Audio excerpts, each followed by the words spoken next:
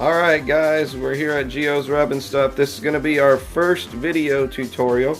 This is going to be our sweet heat carnita meat. So what you want to do is start with I like to start with the bone-in pork butt.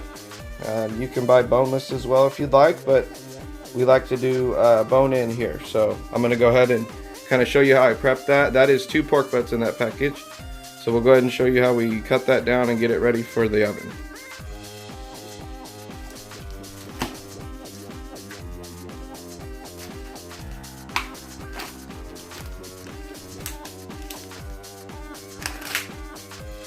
It's always good to have a sharp knife, I'll tell you that much.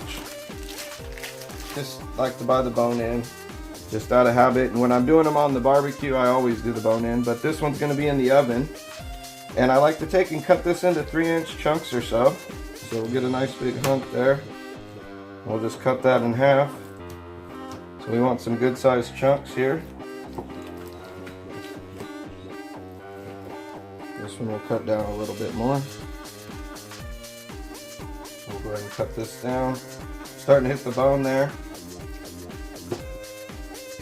Alright, so all the meat's now been cut down off of the bone. You can see what's left here. You can get it a little cleaner if you want to take the time. But you can see it's cut down into pretty good sized chunks of meat. We'll come back here in a second. Alright, so I like to use these cheap throwaway aluminum pans, just because the brown sugar starts to burn once you cook it for a while, and it is easier to just throw it away. So go ahead and just give it a little olive oil. Just going to give it a little coating of olive oil. Doesn't need a lot. You can use whatever oil you have around the house. We're going to take the rub. I like to sprinkle it in one hand and then just kind of crumble it up. You can see I have a clean hand and a dirty hand here. Good reason. Alright, so you want a lot of rub on this, okay? You want it to be totally coated. And it will cook down quite a bit and create this really awesome glaze. Alright, so now we have the pork all rubbed down. This is what it should look like, totally covered. A nice good coating of rub all over the pork butt. So now we're going to take it, just throw it on in the oven. And we'll go ahead and set it for 275. Now you're going to want to keep an eye on this, but you should be looking about 2.5 to 3 hours or so. We'll check in here in a little while and show you the progress. Alright guys, here we are about an hour later. This is what they're starting to look like. Just going to take and give them a quick turn. We'll come back and check in about another hour. Alright, we're here at about 2 hours. We're going to go ahead and give them another turn. I know I did say 2.5 to 3 hours up front, but these were a little bigger, so they could take, 3.5 hours or so.